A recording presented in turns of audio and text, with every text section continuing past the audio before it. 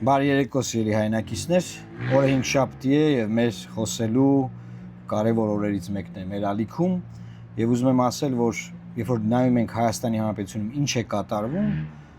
ուղղակի ոչ մի կապ չունի ամբողջ աշխարհում տեղի ունեցող process-ների հետ։ Պատկերացրեք,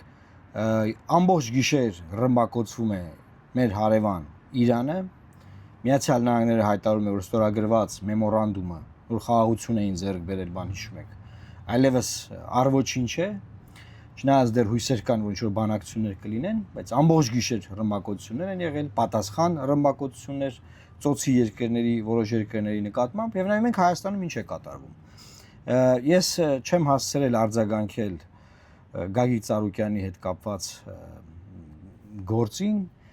տեսեք, առաջի բանը, որ ուզում եմ ասել, որ չի կարող քրեական արդարադատության համատեքստում լինել մի իրավիճակ, երբ որ մարդը բացարձակապես չի դիմադրում, ինքն իր տանն է, խուզարկություն է ընթանում այդ տանը եւ փորձում են տենց տարբեր բան ձևաչափերով այդ մարդուն այնպայման գետնին գցել եւ նկարահանել։ Մենք սա տեսել ենք, սա բազմիցս է եղել Հայաստանի Հանրապետությունում եւ սա բացարձակապես կապ չունի քրեական արդարադատության հետ։ Ինչ հրաբերում է այդ որսի հետ կապված, ինչ հրաբերում է Արուծի գլուխն ուտելուն, ես արձագանքել էի, որ ինչին դիպչում է իշխանությունը կործանում է եւ Արուծին իբր մասնավոր գազանանոցից ուզում են փրկեն, տանում են պետական գազանանոց եւ բնականաբար Արուծի գլուխն ուտում են, պարզ չի մյուս կենթանիների ճակատագիրը, բայց կենթանիներն էլ մի կողմ։ Եկեք նայենք տեսնենք ինչ է կատարվում։ Ծառուկյանի հետ կապված գործը դա ընտրովի արդարադատության ցցուն օրինակ է։ Հայաստանի Հանրապետությունում, երբ որ եղավ հեղափոխությունը այսպես կոչված,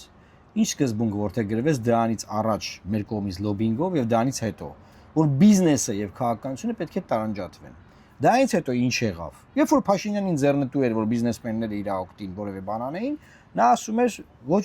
որևէ խնդիր չկա, կառավարման է հանձնել բիզնեսը,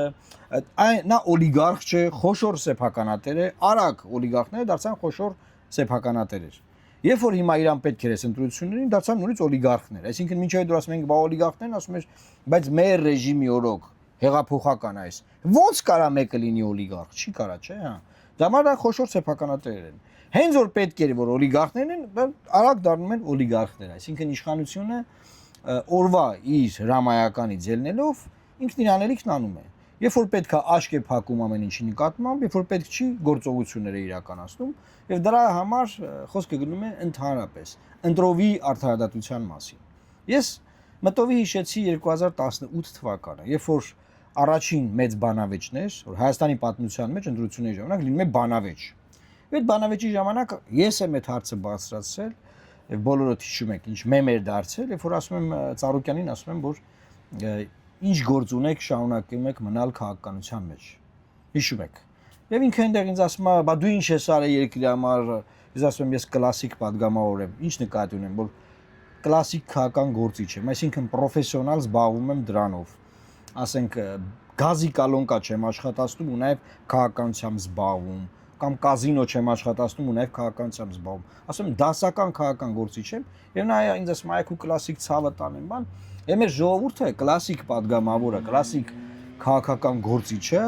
այդ օրվանից սկսում են ընկալել, սկսում են խորանալ դրա մեջ, նաև շատ շատերը մեր ժողովրդի մի հատված դա որպես վիրավորանք էր օգտագործում իմ դեմ, այսինքն մարդիկ մտածում էին, որ կլասիկ քաղաքական գործիչը դա վիրավորանք է իմ համար լինելու, էլի, բայց մինչդեռ ես եմ դա ասել, մինչդեռ քաղաքականության վերաբերյալ մեր պատկերացումները պետք է այդպիսին լինեն, պետք է մարդիկ զբաղվեն իրենց գործով, մարդիկ որ հասկանան, որ քաղաքականությունը դա գիտություն է, գիտելիք է, դա մի բան է, որով պետք է զբաղվեն քաղաքական գործիչները, ոչ թե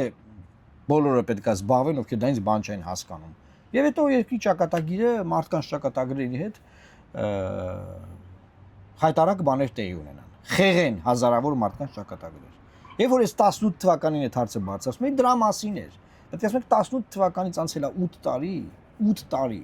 Ու այս խնդիրը դեռևս մնացել է ակտուալ։ Դեռևս Հայաստանի Հանրապետությունում բիզնեսն ու քաղաքականությունը տարանջատված չէ։ Եվ իշխանության պարագայում, եւ ընդդիմության պարագայում։ Եվ մենք ունեցանք այսպիսի ընդդիմություն։ Հիմա անդիմադիր ուժեր է այս խորհրդարան անցած եւ չանցած։ Գնում են հարցազրույցներ են տալիս, խոսքը խոշոր 3 ընդդիմադիրների մասին։ Եվ ասում են, որ գիտեք ինչ կա, մենք հեղափոխական ուժեր չենք։ Պետք է հեղափոխություն արվեր, բայց դե մենք դա չենք կարող անել։ Դա մենք դրա անողը չենք։ Ու հարց առաջանում, բա լավ, դուք ինչ անողներն եք։ Դուք ինչն եք դուք անող, էլի, այսինքն դուք ինչն եք անող։ Բայց այդպես այն չէիք մտե process-ի մեջ։ Եթե այդքան խոցելիություններ ունեք, ինչի եք քաղաքականությամբ զբաղվում։ Եվ ընդհանուր առմամբ, էլի, այսինքն Ծառուկյանի գործը, որ դառնում է մի հատ օրինակ, թե ընտրովի արդարադատության մի կողմից, եւ մյուս կողմից նաեւ տեսնելու համար, թե քաղաքական գործունեությունը ինչքան երկրում աղավաղված է, ինչքան կապ չունի քաղաքական գործունեությամբ զբաղվողները քաղաքական գործունեության հետ։ Ասենք պատկերացեք ինչ է տեղի ունեցել, խորհրդանու պետք է լինի 3 ուժ, չէ՞, հիմա եղել է 2 ուժ, որոշվել է 2 ուժ եւ վերջ։ Եվ երկրում ցույցեր չեն եղել, որ ակցիաներ, ոչ մի բան չի եղել, ոչ մի բան չի եղել։ Այդ ուժերը մարդկանց հրավիրում են ԿՀ-ի արչև ցույցի եւ կոնկրետ հենց Գագիկ Ծառուկյանը չի գնում այդ ցույցին, Ռոբերտ Քոչյանը չի գնում այդ ցույցին։ Այսինքն պատկերացնում եք իրավիճակ, որ ես ժողովրդին հրավիրեմ միտեղ ցույցի ու ես չգնամ։ Մեր կուսակցությունը մարդկանց ուղարկում, բայց ես չգնամ այդտեղ։ Ոնց կարա նման բան լինի, էլի։ Եվ այդ քաղաքական իրողություններն են, որ թույլ են տալիս, նայեք, ինչ եմ սա անալիզանում։ Դա է թույլ տալիս Նիկոլին այդ ձևով վարվի։ Դա է թույլ տալիս Նիկոլ Փաշինյանին ընտրովի արդարադատություն իրականացնի։ Իրան եւ ոնց պետքա տենց։ Եվ հետո գալիս է 18 թվականից այդ իմ բանավեճից հետո մենք շատ վատ հարաբերություններ ենք ունեցել Ծառուկյանի հետ։ Գալիս է իրավիճակ, որ Ծառուկյանի աղջկա հարսանիքն է, Փաշինյանի ընտանիքի անդամներն են մասնակցում այդ հարսանիքին։ Ու հետո մի հատ պահ գրեց, որ իրանց պետք է ասում են դու ընտրակաշառք ես բաժանեք, տանում են կալանքի, բերում են խորհրդարան անձեռնմխելիություն ձեռքելու եւ Լուսավոր Հայաստան ֆրակցիան իմ գլխավորությամբ դեմ է քվեարկում եւ ես ելույթ եմ ունենում եւ կարող եք դիտել այդ ելույթը եւ բացատրում եմ ինչա կատարվում երկրում։ Հետագայում ժամանակը անցնում է, հիշում եք կոവിഡ്ի օրերն էր, հետո պատերազմն է սկսվում, հետո Ծառուկյանին ազատ են արձակում, հետո այդ նույն դատարանները, որոնք որ 80% դատարաններին նշանակել է Փաշինյանը, իր իշխանությունը, ասենց ասեմ, արդարացնում են Գագիկ Ծառուկյանին։ Այսինքն էլի շոու, ստուգումներ, ցեմենտի գործարան, կազինոյի լիցենզիայից զրկում, նույն պատմությունը, նույն բանը, ուղղակի 20 թվականին է եղել, նույն բաները։ Ու հետո ինքը արդարացվում է։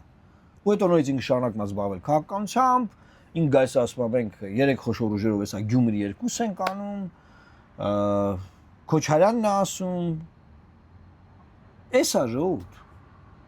Դա դեժավյու է, չեք հոգնել դուք էս ամեն ինչից։ Չեք տեսնում, որ այս իրավիճակում չի կարող Հայաստանը գնալ առաջ։ Ամբողջ աշխարհում նայեք ինչա կատարվում եւ Հայաստանում քննարկումների մակարդակը 3 օր է Հայաստանի մամուլը կենթանիների մասին է։ Եվ այսօր էլ այն մասին է, որ Գագիկ Ծառուկյանի կոկորդիլոսը պետքա չեմ հարցակվելա, չգիտեմ, ում վրա, չգիտեմ, ասենք։ Մեր հարևան երկրում պատերազմ է։ Եվրոպայում պատերազմ է։ Եվրոպան պատրաստվում է ավելի սուր, ավելի մեծ պատերազմի։ Մեր տնտեսությունը ծանր խնդիրներ ունի։ Մեր գյուղմթերքը սանկցիավորված է Ռուսաստանի կողմից։ Հայաստանում բանավեճ, նայեք, բանավեճ ինչի մասին է։ Ինչ են խոսում, ինչ են անում, ինչի մասին, ինչ են ուզում ասել։ Եվ ընդհանրապես Ծառուկյանի թեմային եւ քաղաքական համակարգի թեմային շատ մանրամասն Կարպիս Փաշինյանի հետ շաբաթ օրվա մեր եթերում ենք անդրադարձել, մանրամասն քննարկել ենք եւ ես ձեզ ասեմ, այն ինչ որ տեղի առել է քաղաքական հիվանդության հետևանքն է։ Քաղաքական հիվանդության, որ Հայաստանը այդպես էլ դուրս չի գալիս այդ հիվանդության մեջից։ Եվ 18 թվականը շանս է եղել դուրս գալու, կառուցելու ինստիտուտներ, որտեղ չեն հրանգավորում, որ անպայման այս մեկին գետնին գցեք նկարեք, այն մեկին տենց կանգնած կալանավորեք, այն մեկին պպզած կալանավորեք, հա, այս մեկին մի կալանավորեք մեր աղբերն է, հա։ Այսինքն այդ ինստիտուտները չեն ստեղծվել, ոչ մի բան չի արվել։ Եվ Փաշինյանը կանգնում է ասում է Հայաստանի Հանրապետությունում արդարադատություն հասանելի է միայն փողատերերին 8 տարի է մարդը վարչապետ է, դատավորների 80%-ը նշանակվում են իր ազդեցությամբ, իր ստեղծած իբր նոր համակարգերով, ՊԴԽ-ով, խորհրդարանով բանով։ Ինքն ասում է ժողովրդին արդարադատությունը հասանելի չի, միայն փողատերերին հասանելի։ Բա դու ինչ բանի ես։ Դուք ինչ եք անում։ Դուք եք էլի վեր ընտրվում, քիչ ժողովուրդելի ձեզ ընտրում։ Դե ժողովուրդն է ընտրում, որտեղ նայում որ Փաշինյանի դեմ կանգնած են բաները։ Այն մարդիկ, ում որ չի ուզում հետ բերի իշխանության։ Հենց մեկը Ծառուկյանին։ Հենց մեկը Քոչարյանին։ Էսա իրավիճակը ժողովուրդ ջան։ Սա է իրավիճակը։ Էս ունենք մենք։ Եվ Կարպիս Փաշինյանի հետ խոսք ենք տվել, որ երբ որ падգամավորները մանդատները կվերցնեն, խորհրդան կանցնեն արդեն, մենք կվերցնենք այդ ցուցակները, ովքեր են падգամավոր դարձել եւ ձեզ կներկայացնենք, որ դուք տեսնեք թե ովքեր են ընտրվել падգամավոր, դուք ում եք ընտրել էլի, հա, դա շատ կարևոր է, ժողովուրդը ում ընտրե падգամավոր, այդ մարդիկ ինչ արժանինքների համար են դարձել падգամավոր, եւ ինչպես նրանք կարող են ձեր շահերը պաշտպանել։ Ինչպես կարող են նրանք ձեր շահերը պաշտպանել։ Երբ որ քաղաքական ուժերը իրենց շահերը չեն կարողանում պաշտպանել, դեռ մեծ հարցարժում իրենք ժողովրդի շահերը ինչպես կարող են պաշտպանել։ Այնքան խոցելիություններ ունենան, որ ոչ մի բան չկարողանան անել։ Ցույցի կանչեն, այդ ցույցին չգնան։ Դες կարա տենց բան լինի։ Հարցնեն մեկին իր գործընկերոջ մասին, ասեն քաղբանտարկյալը, ասի չէ, իմ բարեկամն է։ Նա իմ հարազատն է, իմ բարեկամն է։ Եվ հաջորդ անգամ ինքը արդեն դառնա նույն կալանավորը։ Քաղաքական գնահատական չեք կանոնում, դա քաղաքականության մեջ ինչի կաք դուք։ Ուրեմն Սամվել Կարապետյանին նոր էին կալանավորել։ Ես իմ գնահատականը տվել էի, որ նա քաղբանտարկյալ է, հետապնդվում է քաղաքական նկատառումներով, հստակ հիմնավորել էի։ Եվ օրեր անց ինչ որ դատ էր Գագիկ Ծառուկյանը իր հերթական դատին էր գրում, դեռ չէր արդարացվել։ Մոտենում են Գագիկ Ծառուկյանին, ասում են պարոն Ծառուկյան, Սամվել Կարապետյանը քաղաքական բանտարկյալ է, նա քաղաքական հետապնդվում։ Եվ Ծառուկյանը լինելով քաղաքական ուժի ղեկավար, այդ պահին հավաքներով ընտրություններով իշխանությունը փոխել, ասում է նա իմ բարեկամն է, նա իմ հարազատն է։ Նորից է լրագրող հարցում, ինքը նորից է ասում։ Նա իմ բարեկամն է, նա իմ։ Դա քաղաքական գնահատական չի։ Քաղաքական գործին չեն հարցում, քու բարեկամն է, թե երողբորը տղեն, թե քաղորը տա, թե սանիկը տա։ Հարցնում են քու գնահատականը, որ նա քաղբանտարկյալ է, թե քաղբանտարկյալ չի։ Քաղաքական կա հետապնդում, թե չկա հետապնդում։ Քաղաքական գործի չես գնահատական տուր։ Եվ պարզ էր, չէ՞ որ ասենք Սամվել Կարապետյանից հետո է լինելու Գագիկ Ծառուկյանը։ Ումի Գագիկ Ծառուկյանն է արդեն։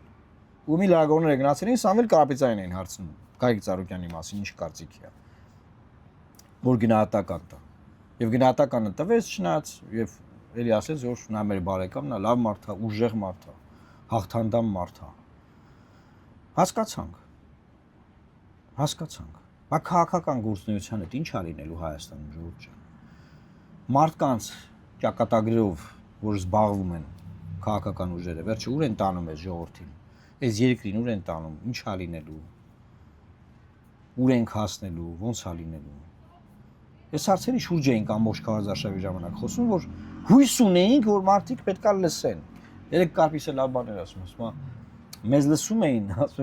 էին, բայց ինչ որ հազարավոր մարդիկ մեզ լսում են, Կարպիսն ասում է, չէ, մեզ չէին լսում։ Ասում այսինքն մեզ լսում էին, չէին լսում, ասում է դե չէին լսում։ Սա վիճակը, սիրելի հայրենակիցներ, ձեզ ուզում եմ կոչ անել, որ կոմենտներում ձեր կարծիքը գրեք այս ամեն ինչի մասին եւ ձեր արձագանքները եւ նաեւ մեր գնահատականը շատ հստակ է, որ Հայաստանի Հանրապետությունում չպետք է լինի ընտրովի արդարադատություն եւ ամեն մի մարդ, քաղաքացի, հարուստ, օլիգարխ, խոշոր սեփականատեր, ես շատ գիտեմ ինչ, պետքա պատասխան տա իր արածների համար, ոչ թե պատրանքային ինչ-որ բաների համար, երբ որ պետքա տվյալ օրվա իշխանությանը, երբ որ պետք չի, մեր աղբերն է, կարան գնանք իրանց հարսանիքին, փարավոնում, հա։ Մենք միշտ սկզբունքային ենք եղել այս իմաստով, կապ չունի այդ մարդու հետ լավ հարաբերություն ունենանք, վատ հարաբերություն ենք, ասում եմ։ Ամենավատ հարաբերություններն ենք ունեցել, բայց մենք կանգնել ենք, ասել ենք, սա ընտրովի արդարադատության օրինակ է։ Եվ դեմ ենք քվեարկել անձեռնխելությունից զրկելու։ Ելույթ ենք ունեցել, քննադատել ենք, դա համար թիրախավորվել ենք, բայց մեկը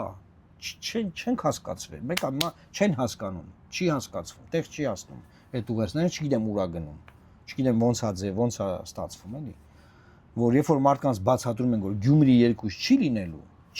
իրանք Գյումրի երկուս են անում։ Ուզում եմ ես եթերը ամփոփեմ, ինչ կա տղեկ, Գյումրի երկուս արեցիք, գոհեք ձեր արածից, հա, շատ լավ, լավ մնացեք սիրելի հայրենակիցներ և տարածեք այս եթերը, Աստված պահապան Հայաստանի Հանրապետությանը։